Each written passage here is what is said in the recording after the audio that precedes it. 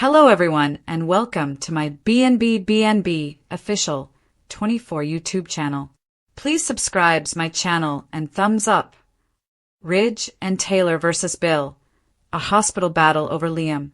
According to bold and beautiful spoilers, Ridge and Taylor violently prohibit Bill Spencer from seeing his seriously injured son Liam in the hospital. Find out why they blame Bill for the shooting that injured 3 people. Bold and beautiful spoilers. Bill Spencer is banned from dying son's bedside in explosive hospital showdown. Ridge and Taylor's shocking decision tears 2 families apart. The hospital corridors exploded in mayhem yesterday as Bill Spencer suffered the ultimate retribution for his irresponsible decisions. And let me tell you, soap aficionados, this confrontation left me completely speechless. Ridge Forrester and Taylor Hayes had other ideas when Bill believed he'd rushed to his son Liam's bedside following the horrific incident. These 2 were doing more than simply standing guard at the hospital room door. Oh no, they physically prevented Bill from entering, and the accusations flew. Pure soap gold. It's your fault. That's supposedly what Ridge said at Bill in the corridor, and really? He is not wrong. The decision that started it all. Let's go back to what started this whole catastrophe. Bill's clever idea to release Luna Nozawa from jail in December has come back to haunt him in the worst way possible. He felt he was showing sympathy, giving a young woman another chance. I believe in redemption. How did that work out, Bill? Luna moved right from home arrest to holding Steffi at gunpoint. And when Liam attempted to play hero, as he always did, he ended himself with a bullet in his chest. He's now struggling for his life, as an inoperable brain tumor is wreaking havoc on his body. Talk about putting insult to injury. A father's worst nightmare. Consider this. Bill Spencer, the powerful dollar bill himself, reduced to begging in a hospital corridor. He begged to see his badly injured son. But Ridge and Taylor were not having it. Not one bit. They've appointed themselves judge, jury, and executioner in this family feud. And what was their verdict? Bill does not deserve to be anywhere near Liam's hospital room. Could you imagine? Your son is possibly dying, and you are physically prevented from saying goodbye? Even for Bill, who has questionable morals, this is a terrible act. The Forrester wall of fury. Ridge and Taylor have every reason to be furious. Their daughter Steffi was frightened, held at gunpoint by a woman who should still be in prison. If Bill hadn't pulled his strings, if he hadn't used his power to get Luna that lucrative house arrest contract, none of this would have occurred. 3 people were shot. Luna died. Sheila has 1 less toe. And Liam clings to life. All because Bill wants to save a killer. But here's where things get complicated. And since this is soap, of course they do. Liam is still Kelly's father. He is still tied to the Forresters through that wonderful little daughter. Ridge and Taylor aren't just punishing Bill when they prohibit him from the hospital room. They could be robbing Liam of his final moments with his father. Is their desire for vengeance worth the price? What happens next? This hospital showdown is far from done. We are all aware that Bill Spencer does not accept no as a response. Will he attempt to sneak past Ridge and Taylor? Will he get hospital security involved? Or will someone unexpectedly intervene to mediate? Where is Katie in all this? You know she will not allow Ridge and Taylor to keep her son's father away indefinitely. So what about Brooke?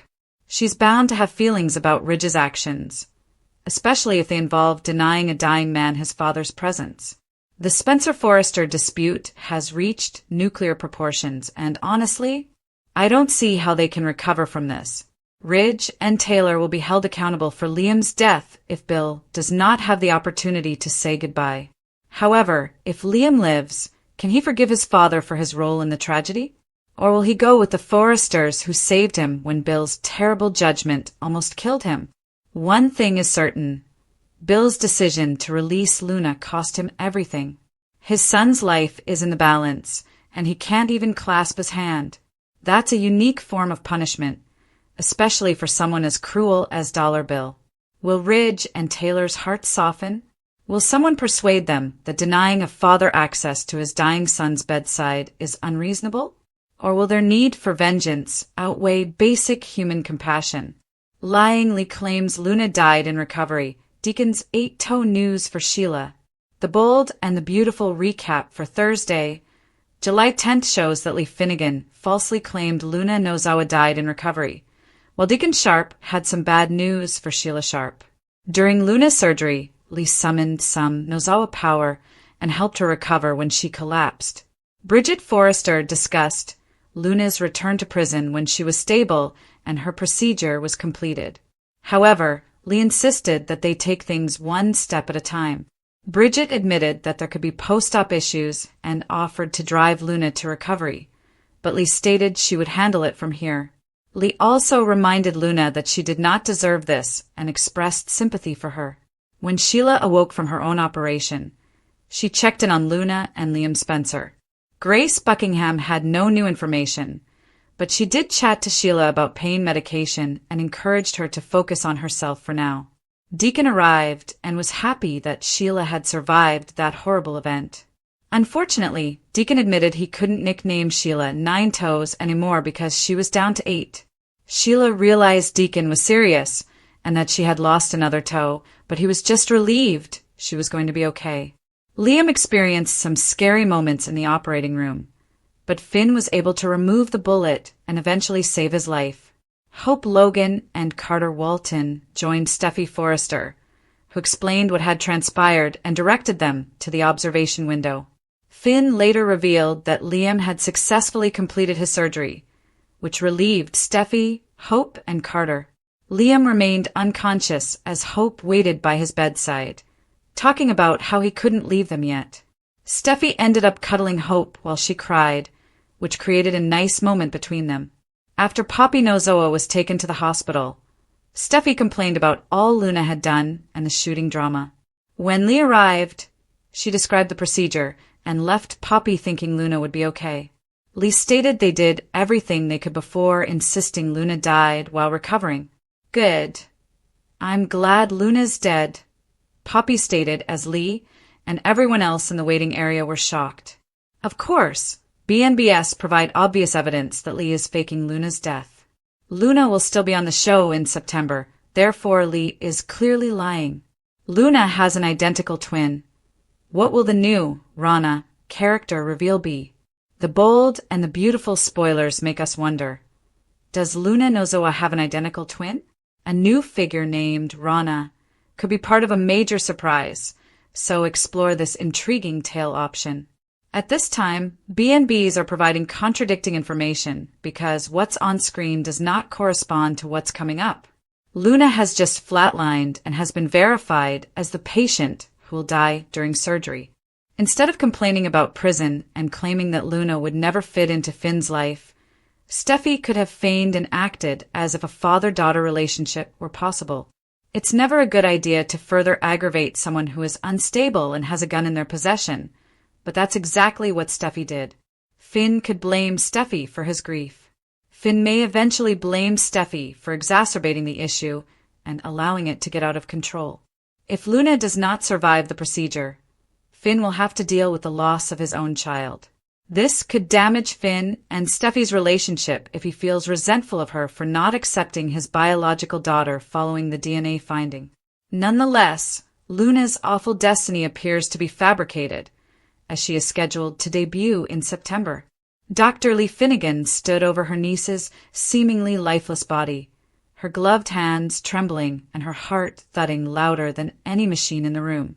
We'll have to wait and see if she pretends her granddaughter has died and keeps that information hidden from Finn. Time of death, Bridget declared, but Lee did not respond. Her jaw was set, her eyes dark with purpose, as recollections of another day, another death, flashed through her head. Finn, her son. The world declared me dead, yet I was concealed, healed, and reborn in secret. And now Luna lay in front of her, bloodied, broken, and barely alive after being shot by Liam Spencer during a chaotic standoff. This wasn't the end. Not for Luna. Not for Nozawa's legacy. While the hospital mourned, Lee quietly muttered to Bridget, "She's gone." But the tone had a deeper meaning, a hidden caution to be quiet, to play along, for death was only real if she allowed it to be. As the world outside the or erupted, Hope wailing, Finn collapsing to the floor, Bill Spencer shrieking in astonishment, and Poppy dropping a surprising bombshell of apathy by snarling that she was glad Luna was dead. Lee was already one step ahead. Poppy's statements were not only chilly, they were brutal. Which mother says that about her own daughter? Unless there was more to the narrative, something dark and terrible beneath the surface. And then everything clicked for Lee. Poppy did not want Luna back. She did not seek redemption, healing, or justice. She wants silence. That was something Lee could not accept. Not again. She had failed once, allowing Sheila Carter to wander freely and shoot her own kid. Not this time. Not with Luna.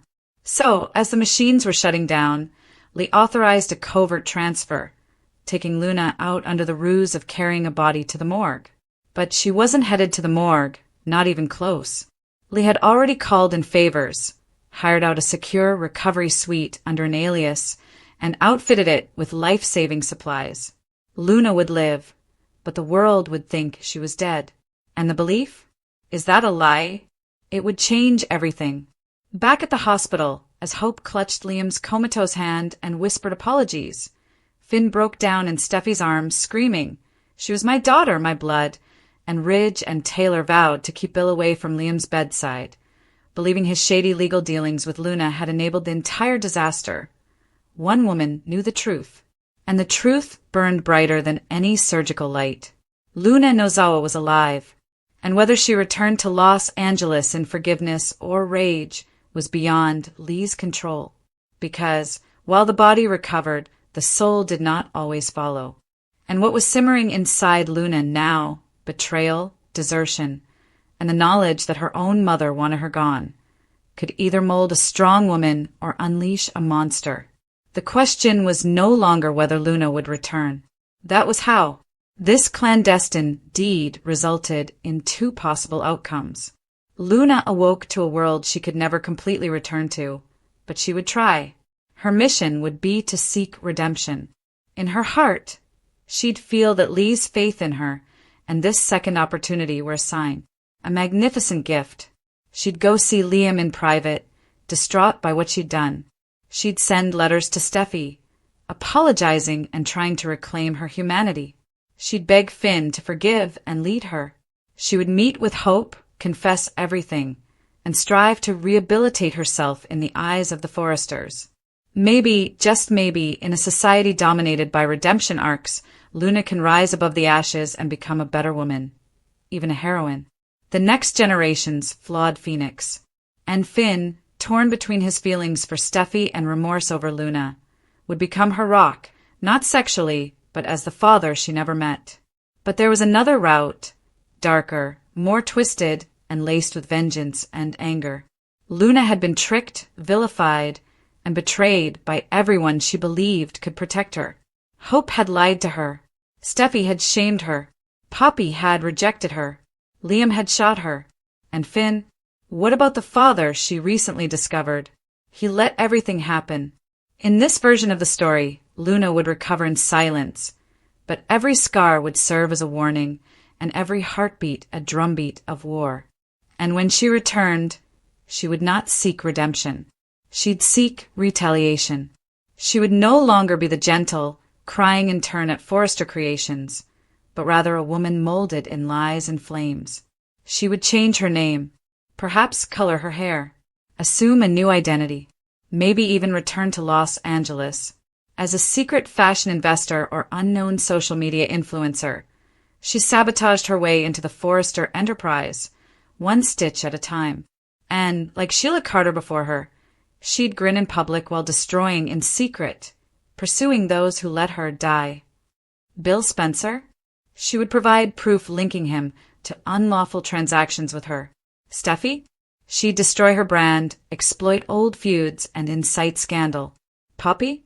Oh, she'd save her mother for last. The ultimate betrayal, the ultimate retaliation. Because Luna would never forget that her mother urged her to leave. That type of wound does not heal. It calcifies, And, like Sheila, Luna might find solace in control, power, and darkness. A new villain, one with youth, beauty, intelligence, and a purpose. Meanwhile, in Los Angeles, the fractures would worsen. Finn, racked by remorse, began to question everything, even why he had trusted Lee again. Why did he allow Steffi to push Luna away? Most importantly, why does he continue to feel as if something is wrong? Maybe he notices a woman in the crowd who looks like Luna. Perhaps he received an unsigned note. Perhaps he begins asking Lee questions she cannot answer. And Lee, who was once so serene and in control, begins to unravel under strain. Because secrets don't stay hidden long, especially in this community. What if Luna is still alive? Everything is at risk. Ridge would demand to know why Lee lied again. Taylor would regard this as evidence that Lee cannot be trusted. Steffi would spiral, blaming herself for exacerbating the situation. Finn may even abandon her, unable to cope with her role in Luna's death. Hope must confront the fact that her lies pushed Luna over the edge, and Liam, still in a coma, may awaken to find himself at the center of a firestorm he barely remembers. Shot, scarred, and blamed for a crime that may not have resulted in death after all. And then there's Sheila Carter, who is resting in her hospital room and calmly watching the news. Sheila is the type of person who can spot a phony death right away.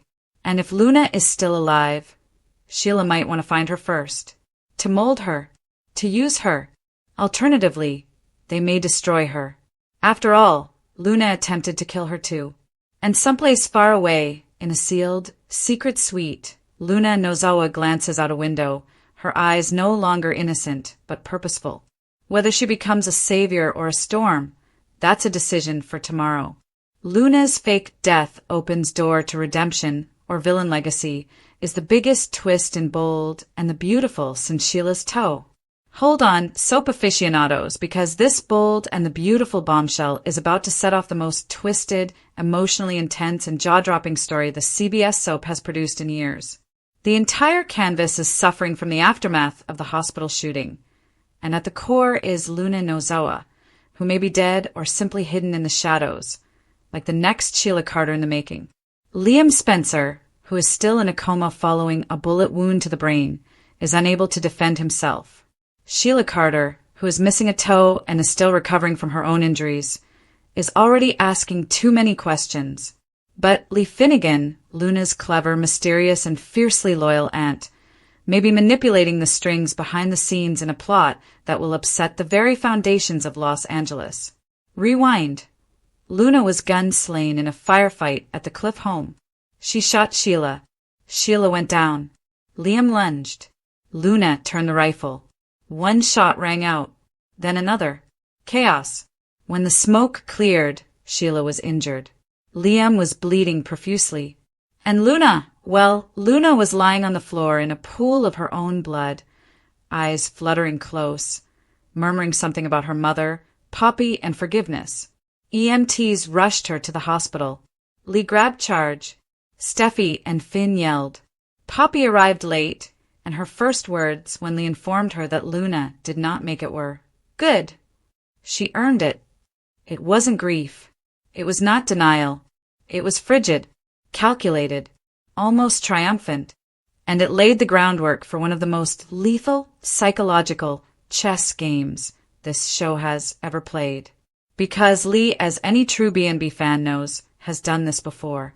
She fabricated Finn's death, lied to everyone. She hid her own son in a hidden location for weeks. He survived despite all odds. Lied to Steffi, lied to the police, lied to everyone but the mirror. She only snapped when Sheila compelled her to reveal the truth. So when Lee claims Luna is dead and gone, we have to wonder, is she really? Because the evidence is questionable at best.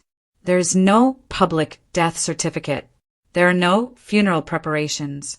Forrester made no press announcements. Just a quick, "We lost her," and a strangely zipped body bag carted out of the operating room, leaving only Lee and a quiet, gloved man orderly in the hallway. That is not protocol. That's a cover-up.